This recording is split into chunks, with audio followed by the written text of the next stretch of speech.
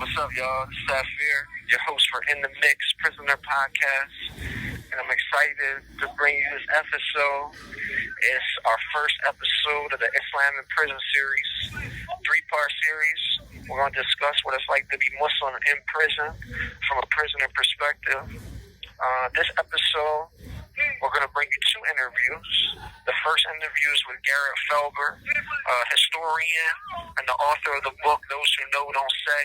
It's an amazing book covering the Nation of Islam, particularly their interactions with the state, their prisoner organizing, and court battles to win religious freedom in prison. And Garrett, he's amazing. He's a member of the Study and Struggle program, does a lot of work in political education with incarcerated people. And that's the first interview. Our second interview is a set of questions I posed to my dear friend and Muslim brother, the incarcerated organizer, Stevie Wilson.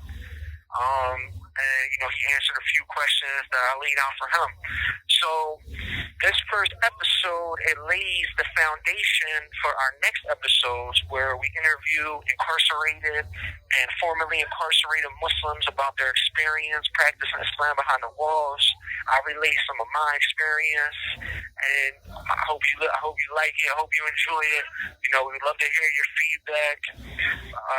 First up, our interview with Garrett Felber. So can you give us a brief description of yourself and your work?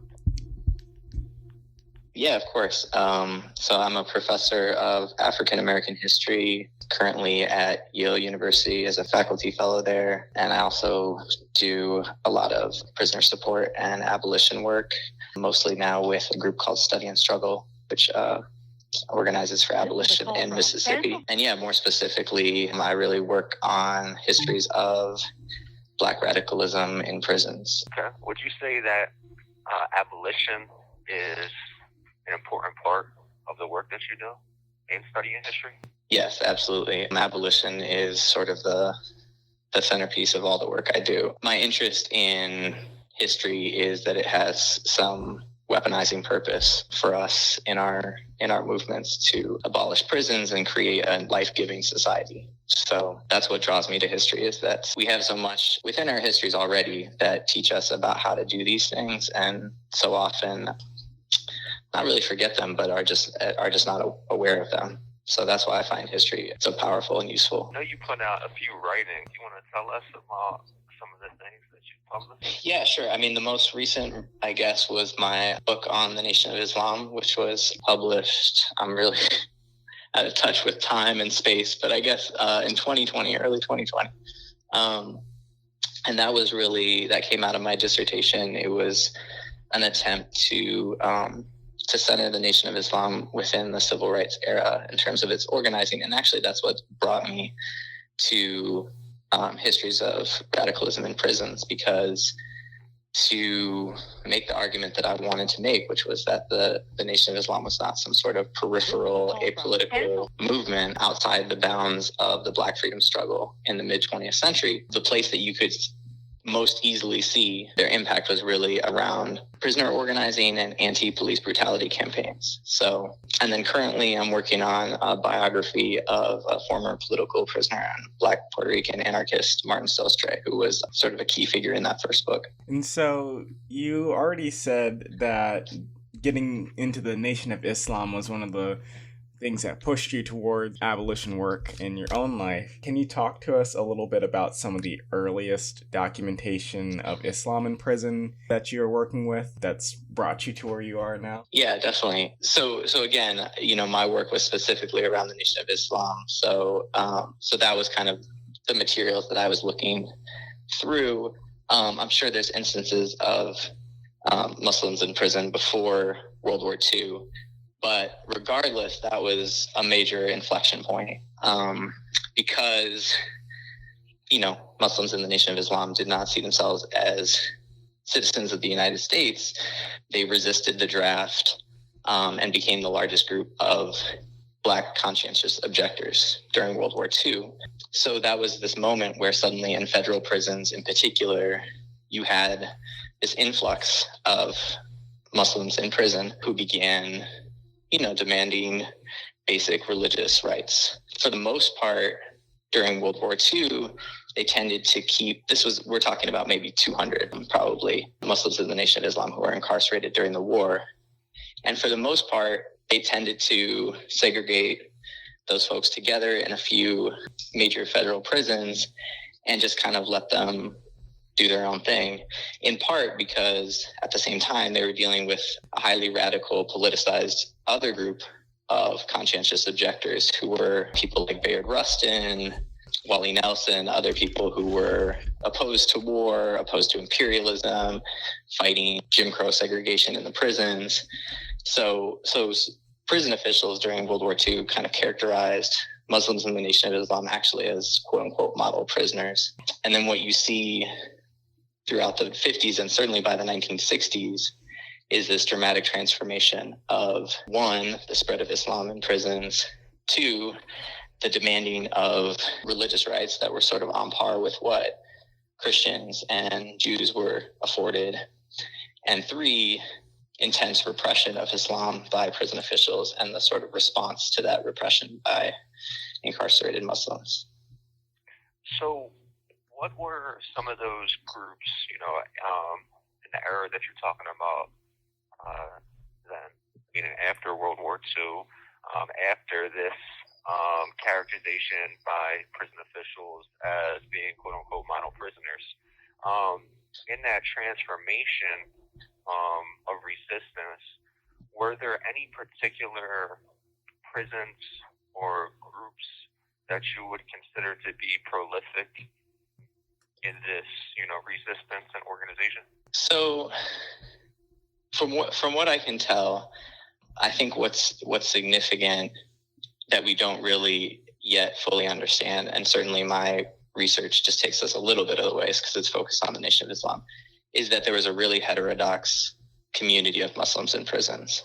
So you had people with the Ahmadiyya movement, you had Muslims in the Nation of Islam, you had Sunni, Shiite, Wahhabi, all different sects, right? And I think from what I have seen, there wasn't necessarily a ton of hostility, at least in the earlier periods that I'm talking about, sort of like immediate post-war, as much as there was some sort of sense of interaction and community. And I'll give you one example of that because I think it's actually really informative in terms of how we think about Islam in prisons, because we always think about Malcolm X, right? Like that's so many people touched on for conversion or for a sort of emblematic person who converted inside. And Malcolm, if you read his autobiography, you get the story of one sort of individual transformation of someone who, taught themselves to read from the dictionary and was politicized and that sort of like very individualist sense of turning themselves from one mentality to another. And two, his family writing letters to him about Elijah Muhammad and the Nation of Islam and his, conversion through that. And one of the things that I found out through my research was that his co-defendant, Shorty Jarvis, who in the autobiography gets portrayed as someone who really recedes during his prison years, right? Shorty has this big part in the early portion of the book where he's, in Malcolm's life as a hustler, and then in prison he recedes. And then when Malcolm gets out, he runs into Shorty, and Shorty's like, "What's this, religious kick you're on?" But the real historical record is that Shorty converts with Malcolm inside, and may have even done that before Malcolm, because both of them are in touch with this Muslim named Abdul Hamid, who was part of the Ahmadiyya movement. And there's a little reference to Abdul Hamid in the autobiography. Malcolm references him. But I say that all to say that, Malcolm X is being exposed to multiple different iterations of Islam when he converts. So there's obviously something that draws him to the Nation of Islam that's deep within his family tradition of Black nationalism, parents as Garveyites. But already at that time, he was around a community of Muslims. And that's the first evidence that we have is a small group with Malcolm and Shorty who start demanding religious rights in prisons, like cells facing east and refusing inoculations and things like that. And what prison were they in at that time? So they were at Norfolk Prison in Massachusetts, and then back and forth between Norfolk and Charleston, because as we know, prisons transfer people who are agitators. So yeah, they were in the Massachusetts system. Now, but I definitely think that's a great point, right? Because that autobiography does give a very individualistic sense of transformation. When we know that in reality, transformation occurs inside of the world, right? And it occurs inside of social situations, your interactions with different people and different books. And that's definitely very enlightening. For sure. One of the things I do want to know is that, as they're demanding these different religious freedoms, because at the time, and correct me if I'm mistaken, but at the time, Christians inside of prison did receive a certain level of religious freedom, right? Like the ability to have Bibles and conduct their religious services and the likes of those things. Whereas you have 1 minute left. Muslims may have been given these things and then may have not, and also, have been given and restricted at different times. So how did the religious rights of Muslims in prison come to be recognized? And I can call you right back because, as you know, we have 1 minute left. All right, sounds good. Bye-bye. The caller has hung up.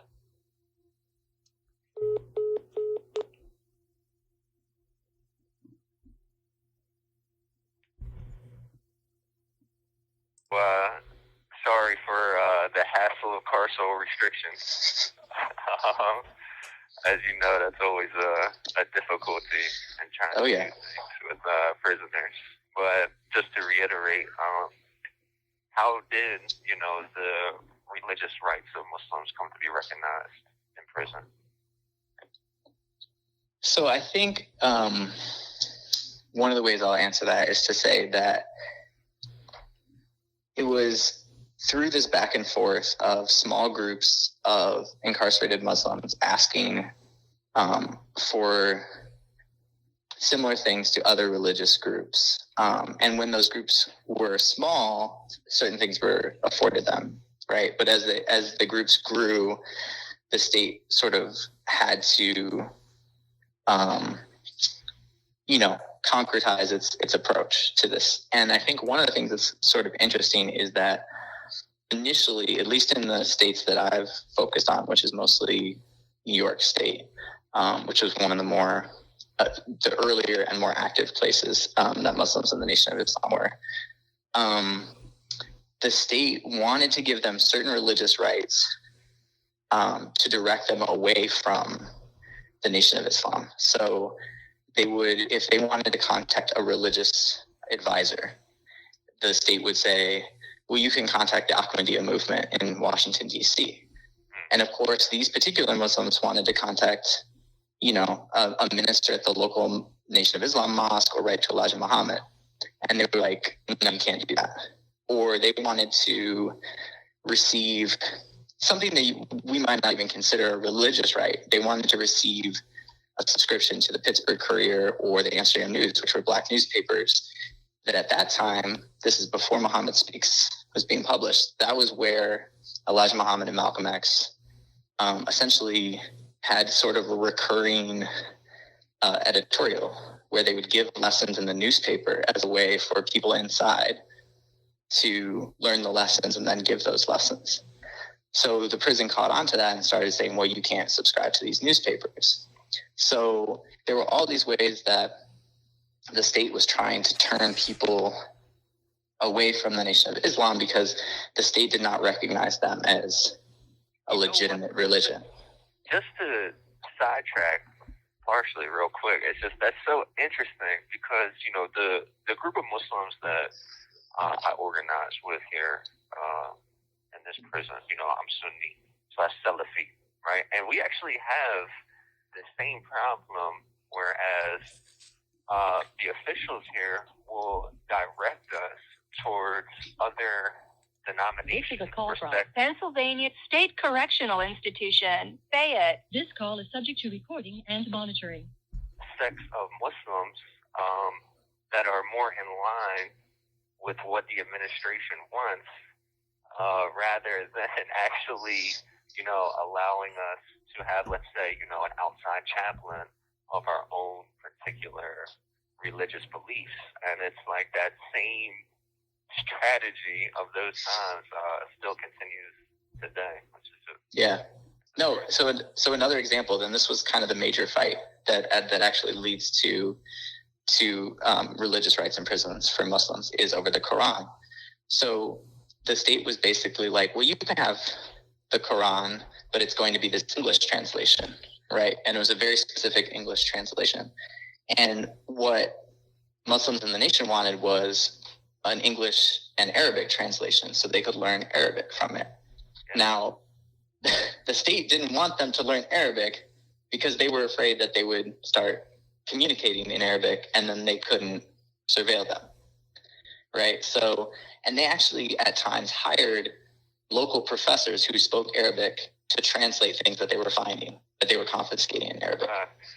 And listen, it's like these same strategies I'm telling you, because there's so many different translations of the Quran. Like they do allow us at this time to receive Arabic, even full Arabic Qurans. But if the chapel here inside of the Pennsylvania Department of Corrections, we want them to buy a specific translation of the Quran. This is a call from Pennsylvania State Correctional Institution, Fayette. This call is subject to recording and monitoring. Which is often titled under the Noble Quran. Okay, and it's I believe it's by certain translators. Anyway, point being is the policy here at the Department of Corrections refuses to allow us, through the chaplain at least, we can buy it personally, but not through the chaplain's office, to buy Noble Qurans. They have to buy different translations, such as the Holy Quran. So it's just crazy. Go ahead. Yeah. So that's the things that basically specifically Muslims in the nation were fighting for: access to the Quran in Arabic, the ability to communicate with ministers in the nation, access to these black newspapers that were carrying these editorials, in some cases the ability to have religious medals, and a place to congregate, right? So there is actually this whole, at least in the places that I studied, which is places like Clinton Prison in upstate New York, which became sort of ground zero for repression of Islam. They created this whole really robust community outside where they because they did not have a formal space to meet that was approved, they would meet in the yard. They had a stove and an oven where they would do halal cooking. They had a blackboard where they would do lessons in Arabic and Black history and Spanish and current events. They even had a locker that they made out of wood where they would have all their religious materials. They started cutting out. So one person at this time had access to a Quran, and they transferred him. So when he got transferred, they no longer had a Quran, so they started scrapbooking and basically like collecting everything they could about Islam, Africa, decolonization, putting these in a scrapbook, keeping it in this locker.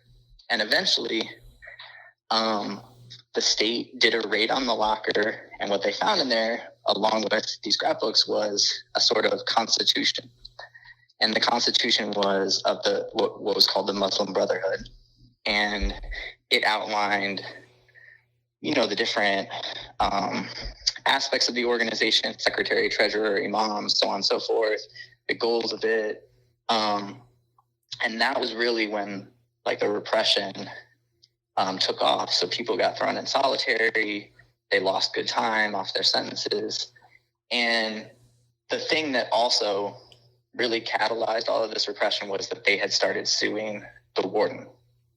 So that was kind of the accelerating event, was they had started filing litigation saying, we want access to the translation of the Quran that we're asking for. We want to be able to talk with ministers, so on and so forth.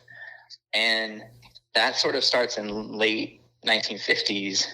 And basically, for at least a half decade, this group of Muslims at Clinton that I'm talking about, they get shipped to Attica.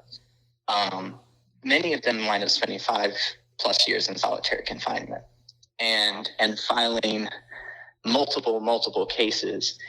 And they learn through these cases. So like the first case that goes to court, it goes nowhere because I should say the context to all of this is that all prisoners, it's not just about religious rights. At this point in the early 1960s, prisoners are not recognized to have constitutional rights at all. So basically there's this thing called the hands-off era where the courts essentially see, prison discipline and prison administration and conditions as something that's outside their bounds in their jurisdiction. It's up to the corrections branch to deal with that. So I think that's part of what's so significant. It's not just that there's a small group of Muslims in the Nation of Islam who get religious freedoms for all Muslims. It's also that they get constitutional rights for all prisoners. Like they, through doing this, and it happens. I don't want to say it happens quickly because obviously people are in solitary during these years, but like you can see in the cases where in 1961, when they first go to court, the judge is like, there's no way that I'm going to rule on something like solitary confinement. Like that is not the issue before the court. We are here to talk about whether you have access to the Quran. It looks like you do. There's no case here. And like 3 or 4 years later, judges are saying, well, I don't know if people have been in solitary confinement for years and it seems like it's because of their religious beliefs. This is a problem, right? Like this seems like this is violating people's 14th Amendment rights. This is, and they open up this section 1983 as a possibility, which now, of course, like everyone uses section 1983, right, for litigation. Right. But that was new. That was like brand new that you could actually use 1983 of the Civil Rights Act to sort of allege people acting under state authority persecuting you. So anyway, yeah, I think it's hard to overstate how significant that wave of litigation was. And what was so new about it was not just that it was litigation, but that it was a movement of litigation. Like it was people using the courts as a movement tool. So it was not just individuals filing, like jailhouse lawyers filing cases on their own behalf. It was that they were flooding the courts with the same exact language. Like they were providing templates, sharing those templates. Right. And suddenly there were, exactly. So there were hundreds of cases flooding the courts. The courts could no longer ignore it. And that dramatically changed like how people in prison even saw themselves as a sort of oppressed class with shared interests, rather than this idea of like, do your time and nobody else's, like social cliques and that sort of thing. So I think there are a lot of ways that movement had a profound transformation on people. Maybe I'm inside. biased a little bit as a Muslim, but it does seem to me like recognition for Islamic religious rights inside of prison definitely set a major precedent for overall prison movement work. Just saying. Just throwing that out there. Yeah, I agree. And so then one thing that we also wanted to talk about is that Malcolm X, and we've spoken about him already in this conversation, but Malcolm X is a very sort of important figure for a lot of Muslims in prison. And so after Malcolm had left, did he do any work towards maintaining connections with Muslims on the inside and like trying to organize with them, or did he not really have a big role in like prison organizing after he left. He stayed connected. I'll give two examples that come to mind as ways that Malcolm was connected. And I mean, we should, like, studying Malcolm is exhausting because his schedule is just absurd. So, like, I just think I have to say that. Like, Malcolm is doing so many things. I mean, he's the minister of Mosque 7, which is one of the biggest mosques. He's going around getting other mosques all over the country set up. He's actively fighting several cases of You have 1 minute left. Police violence against Muslims, including a raid of his own home. So, like, that's the context in which Malcolm is also supporting Muslims inside. Maybe we can just, I'm going to call back. We can probably finish up in a couple Yeah. I'll make this part quick. All right. Talk soon. The caller has hung up.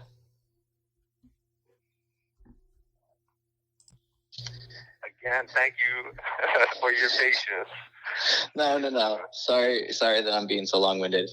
You're good. You're good. We love it.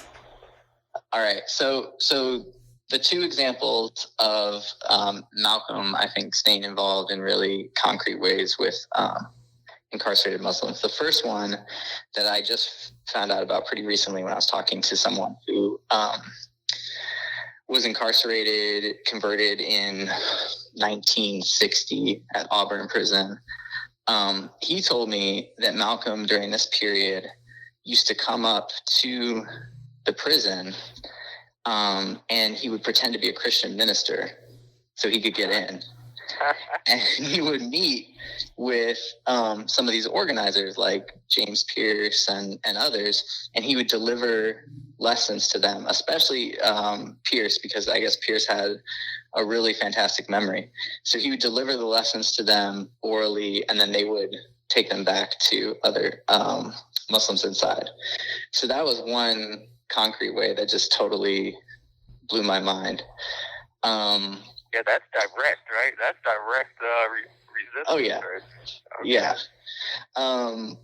And the other thing that he did, which I think is both an example of him being connected in actually testifying, but also suggests that he was in regular contact with people to even have done this, was in one of these cases. It was a big case, Sumerian v. McGinnis, that was tried in late 1962. He testified for 2 full days as an expert witness on behalf of the plaintiffs who were incarcerated Muslims. So this was a really big case.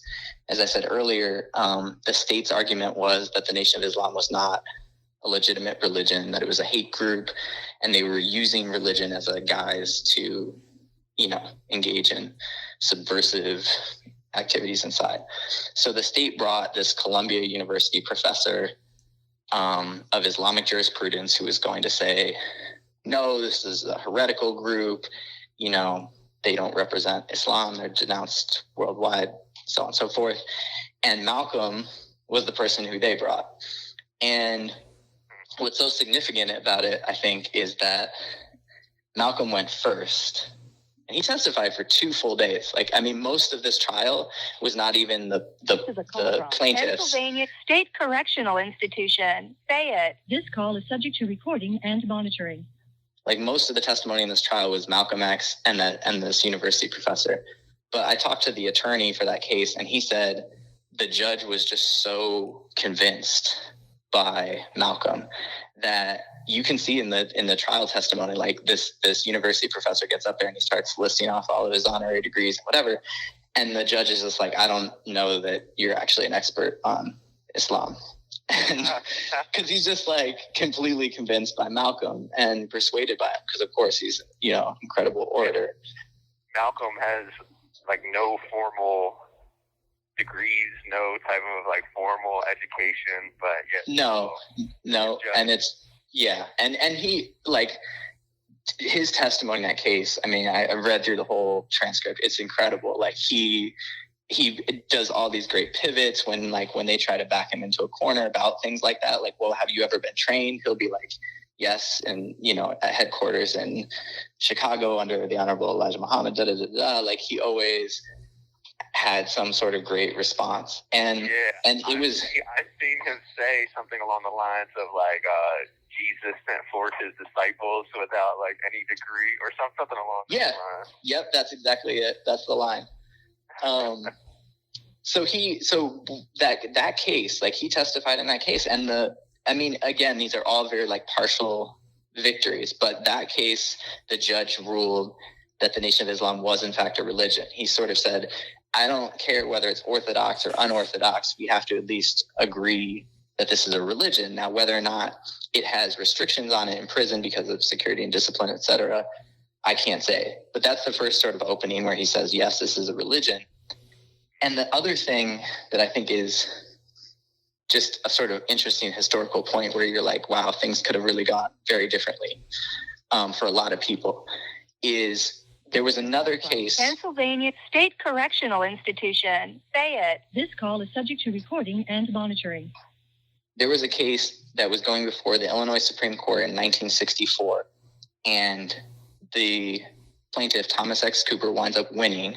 The case Cooper v. Pate becomes seen as sort of the Brown v. Board of the prisoners' rights movement. It's basically the case that solidifies constitutional rights for incarcerated people.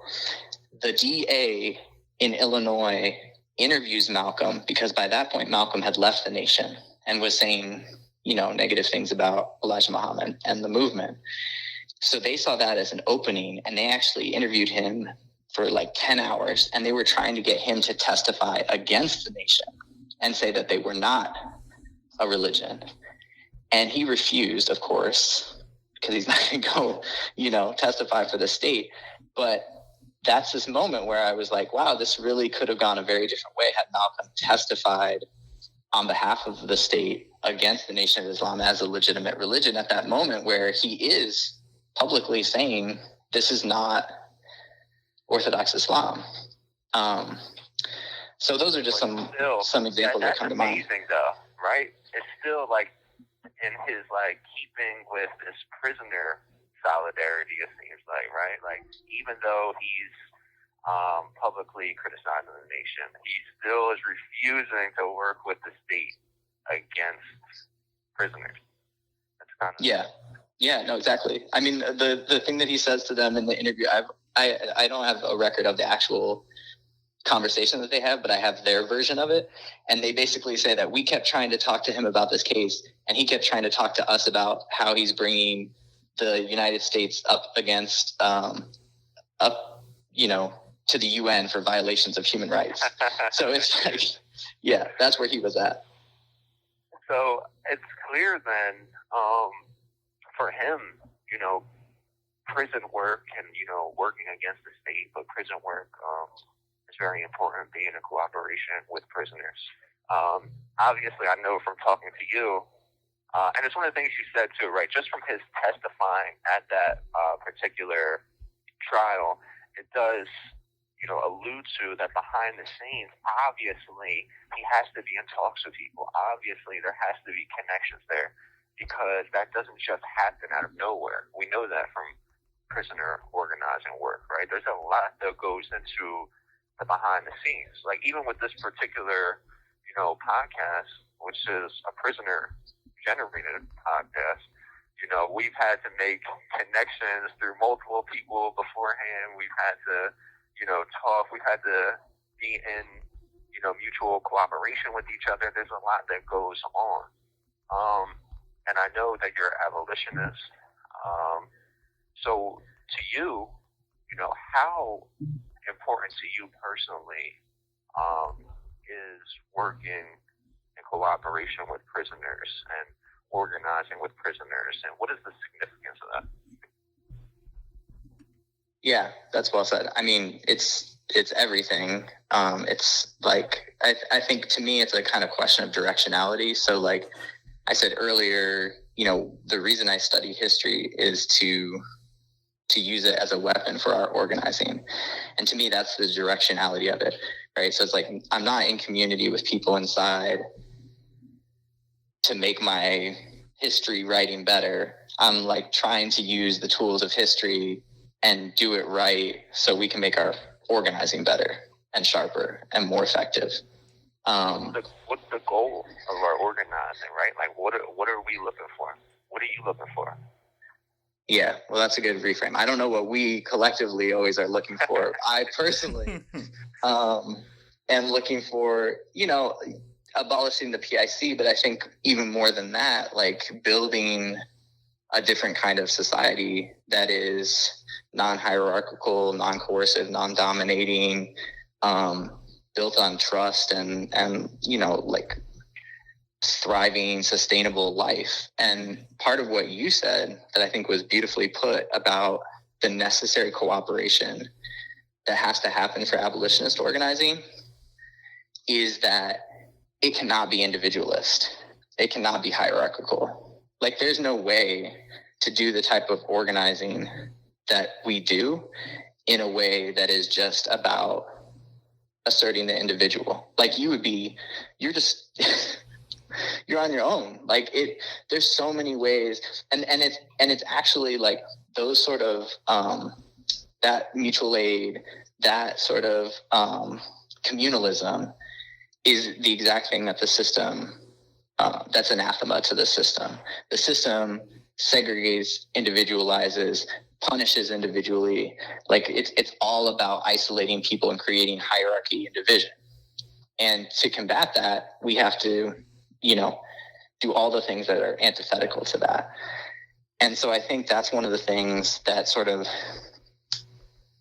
seeing revolution not as like an event that's just going to happen at some point, like where there's a before and an after, but seeing revolution as a process that we have to participate in and build in this shell of the old world.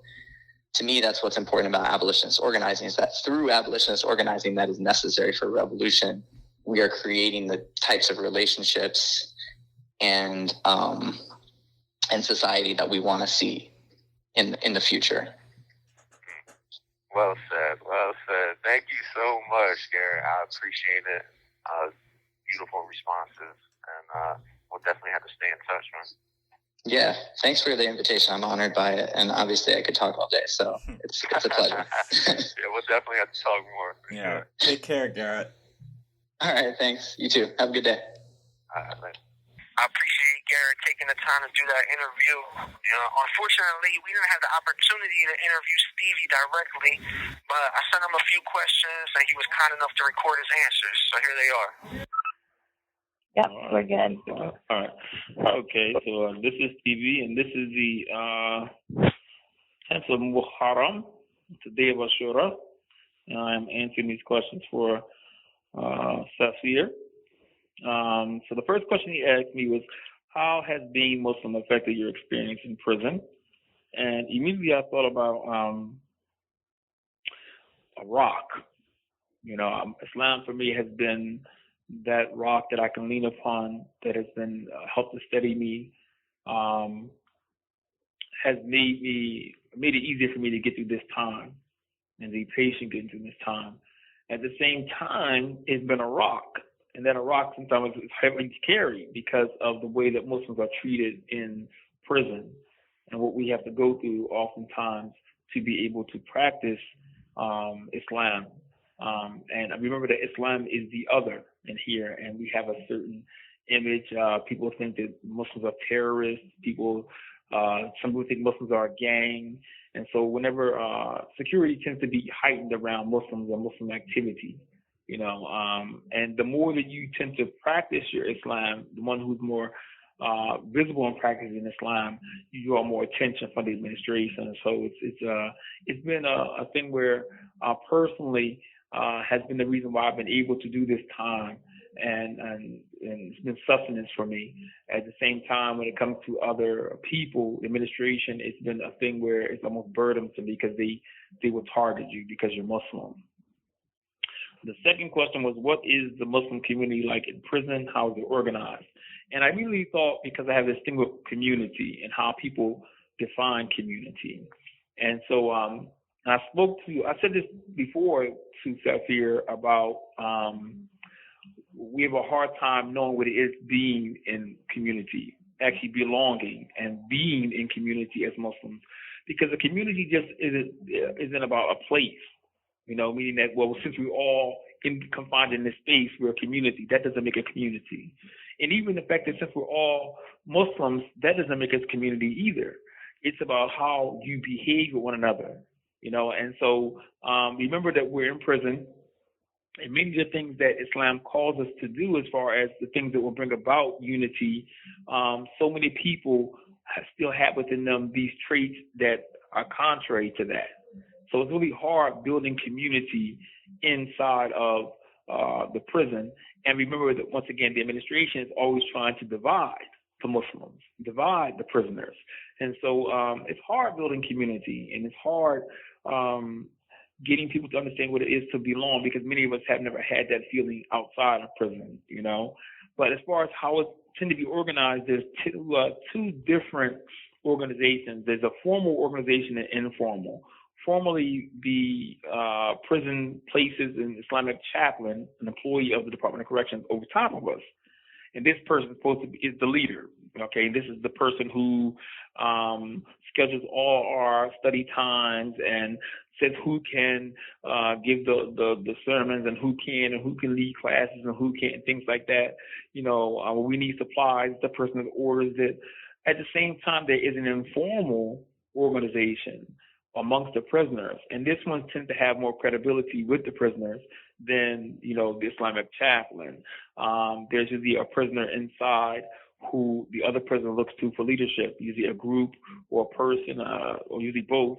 And the people inside, the Muslims, look to these people for leadership. And so that's how everywhere you see in the prisons, that's how it's actually organized, where there's an informal and formal leadership or formal organization. And the informal tends to have more credibility with the Muslims. And so there is a leadership, and that's important for the Muslim community to have a leader and leadership that we can be united behind. So that's something we actually strive for all the time. We just don't do our own thing. The third question was, during your incarceration, have you ever experienced discrimination being Muslim? This is a constant, and I alluded to it in the first answer. As a Muslim, you're going to find that you will be discriminated against. There are people who think Muslims are terrorists or gangs, and they don't know Islam. It's a very misunderstood religion. Then remember, in Pennsylvania, many of the correctional officers actually come from the military, and so many of them have spent time, obviously, overseas or in the military, and they have a certain idea what Muslims are about and what we're like, and it's not a good thing. And so there are times when I remember when 9/11 happened, and they locked Muslims up that were in prison. They locked us up and put us in a hole. We had nothing to do with that, but they put us in a hole. And so it's very understanding that whenever something happens with Islam, even internationally or nationally, the Muslims inside can feel that. We can feel that. So I've also seen to the point where there are Muslims who, upon being scheduled to see the parole board, are fearful of going in with a large beard and a kufi on their head and sitting before the parole board. And they'll shave their beard off, and take their kufi off because they're about to go see parole. And they're afraid that the parole board will hit them because you're a Muslim and you look like a Muslim, So it's serious for some people, it's serious for all of us, really. The fourth question is, what race makes up the majority of Muslim prisoners, and why do you think that is? Obviously, black folk inside the prisons make up the majority of the Muslims wherever I've been. You see more Hispanics and more white people embracing Islam, but it's always been more black folk, and there's usually more Hispanic than there are white. Also, Islam is the other. And the other has been associated with, people of color here in this country. And so we find that that's reflected also in who embraces Islam. Also because Islam came into the prisons, right? And came into the prisons through things like the Nation of Islam and the Ahmadiyya movement and things like that. And there were black folk that brought Islam into the prison. And so from the very beginning, if you go back, you remember they were calling the Nation of Islam when they came, and they was calling them the Black Muslims, as they were calling them. And so that Islam was associated with blackness. That's what it was associated with, and there were people who actually thought you had to be black to be a Muslim. And but the prisons, they thought that, or they thought that the Muslims hated white people. That's some people 10 years ago were thinking that Muslims hated white people. So it was a thing where that white people didn't think that Islam was for them, and so they thought it was like a black thing. And so you still see that thought and that idea being broken down today. To understand that Islam doesn't see that at all. That Islam is not a black religion. It's not an Arab religion. It's not, a white religion. It's not a Hispanic religion. It's not like that. So, but historically, because the people who brought inside the jail were first Muslims or black folk, and because remember the prisons are oftentimes racially segregated, that's where you saw Islam take off. Black people hung with black people, white people hung with white people, Hispanic hung with Hispanic, and so therefore you saw that the black folk where Islam came in, that's where you saw it grew at, because that's prisons are segregated. Basically, it's still segregated today. The fifth question: is Islam political? And yes, Islam is political. Islam covers every aspect of human experience.